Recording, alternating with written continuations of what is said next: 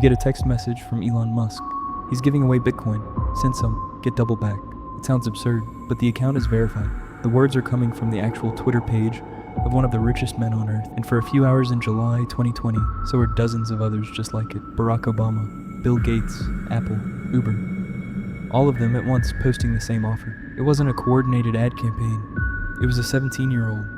This is the story of how a teenager who once faked Minecraft giveaways ended up inside the control room of one of the most powerful platforms on the planet. Before he was anyone the FBI cared about, he was just a kid in Hillsborough County, Florida. His online life started in Minecraft, in a competitive mode where players raid each other's bases. He wasn't especially good at the game. He was good at something else. He ran fake giveaways, promising rare items, collecting entry fees, and never delivering. A small con, but it taught him something that mattered later. People will hand over access if you sound confident enough asking for it. By his mid-teens, he'd found a forum called OG Users, a marketplace for short, memorable usernames. On paper, it looked like trading cards. In practice, a lot of those usernames were stolen, and a lot of the traders were teenagers who'd figured out how to break into other people's accounts.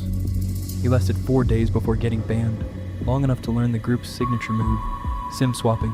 Your phone number is a key to almost everything attached to it. Email, banking, crypto.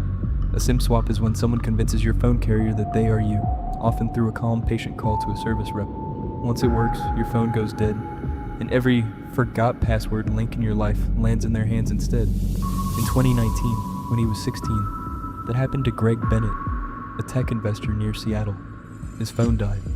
Within minutes, his email, his Amazon account, and a crypto exchange holding 164 bitcoins, worth about $856,000 at the time, were gone. Afterward, he received an extortion note signed Scrim, calmly asking for what remained in the account.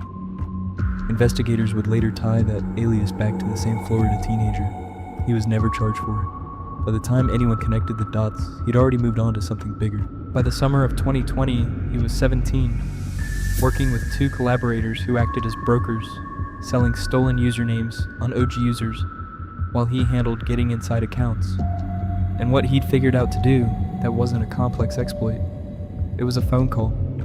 He and his collaborators contacted Twitter employees directly, posing as the company's internal IT help desk, claiming there was a VPN problem and directing them to a fake login page built to look identical to the real one. When an employee typed in their password, they were handing it straight to a teenager in Florida. Security researchers call this social engineering, and what's unsettling isn't the technology, it's that it barely needs any. It works because people want to be helpful. At first, the group used their access quietly, seizing rare usernames to sell for a few $100s each. Then on July 15th, that changed. Within a few hours, verified accounts belonging to some of the most recognizable names in the world began posting the same Bitcoin offer. Twitter's engineers caught on fast and started locking down verified accounts platform-wide, which is likely why the scam only ran for hours instead of days. But hours were enough. More than 130 high-profile accounts were compromised, and over $100,000 in Bitcoin had already been sent by people who believed, even briefly, that the message was real. The FBI opened an investigation within a day. Digital forensics traced the old Minecraft accounts, the OG Users posts, and aliases like Graham Dollar and Scrim back to the same internet connection in Tampa. 2 weeks later, the Department of Justice announced 3 arrests. The mastermind was 17, picked up at a Tampa apartment, already sitting on what prosecutors say was millions of dollars in Bitcoin. Because he was a minor, but Florida law allowed the case to bypass the usual juvenile protections, he was charged as an adult. In 2021, he pleaded guilty to fraud charges and was sentenced to 3 years in prison, plus 3 years of probation, with restrictions on unsupervised computer use until he turns 25. 3 years for compromising the accounts of a former president, the world's richest man, and some of the largest companies on the planet in a single afternoon. What makes the case hard to shake isn't the hack itself. It's how visible the warning signs were the whole time. The fake giveaways, the 4-day ban, an extortion note sitting in someone's inbox for months before anyone connected it to a name. Nobody was looking because nobody imagined a teenager cheating people out of virtual sneakers in a video game was practicing for something this large. Because in the end, none of it required a genius. It required patience, a convincing voice, and the same instinct that worked in Minecraft years earlier. Find the person willing to trust you and give them a reason to. Tonight, you'll probably get a text message that isn't quite what it claims to be. Most of the time, it's nothing.